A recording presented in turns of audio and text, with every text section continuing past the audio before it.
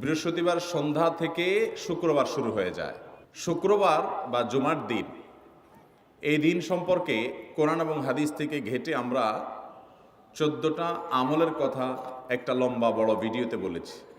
আজকে সেখান থেকে আমি সংক্ষেপ করে এই 14টার মধ্যে আবার অতি গুরুত্বপূর্ণ 5টা আমলের কথা বলবো ইনশাআল্লাহ।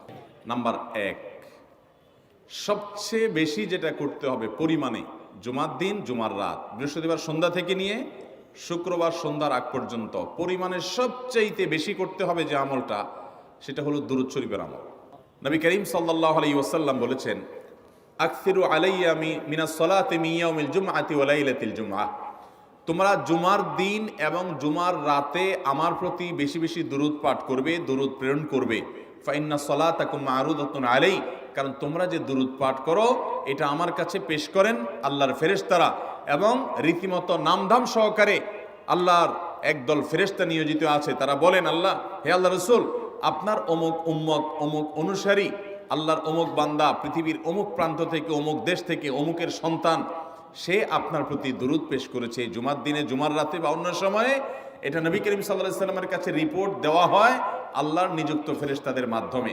এই জন্য শুক্রবার এবং শুক্রবার দিন এবং রাত, অর্থাৎ বৃহস্পতিবার সন্ধ্যা থেকে নিয়ে শুক্রবার সন্ধ্যা পর্যন্ত এই 24 ঘন্টার মধ্যে নবী করিম সাল্লাল্লাহু আলাইহি ওয়াসাল্লামের ভাষ্য খেয়াল করেন, আকসিরু আলাই। ওলামা একরাম জানেন নবী আলাইহিস সালাম সাধারণত কোনো আমল পরিমাণে বেশি করতে বলতেন না। পরিমাণে বেশি করতে বলার মতো আমল খুব কম ইসলামে। গোটা কোরআন যদি খোলেন আপনি, পরিমাণে অধিক করতে বলা হয়েছে এরকম আমল খুব বেশি পাবেন না। তোমরা বেশি বেশি করে নামাজ পড়ো, বেশি বেশি করে রোজা রাখো, এরকম কথা কোরআন হাদিসে নাই। অবশ্যই একজন ইমানদার 5 ওয়াক্ত ফরজ নামাজের পাশাপাশি অধিক পরিমাণে নফল নামাজও পড়বেন, সেটা ভিন্ন কথা। কিন্তু কোরআনে বেশি পরিমাণে আল্লাহর জিকির করার কথা বলা হয়েছে। আর নবী করিম সাল্লাল্লাহু আলাইহি ওয়াসাল্লাম বৃহস্পতিবার সন্ধ্যা শুরু হলে শুক্রবার সন্ধ্যার আগ পর্যন্ত বেশি পরিমাণে করতে বলেছেন যে কাজটা, সেটা হলো দুরূদ শরীফের আমল।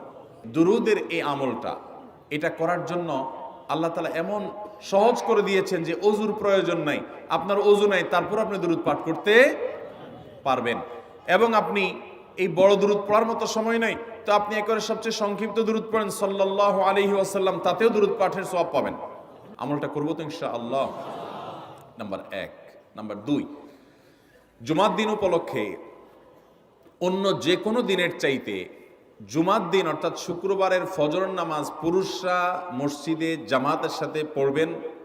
জামাতের সাথে পড়ার নিয়ত করবেন পাক্কা, কারণ অন্য যে কোনো দিনের ফজর নামাজ না, শুধুমাত্র যত নামাজ আছে, নবী করিম সাল্লাল্লাহু আলাইহি ওয়াসাল্লাম বলেছেন, আফদালুস সালাওয়াত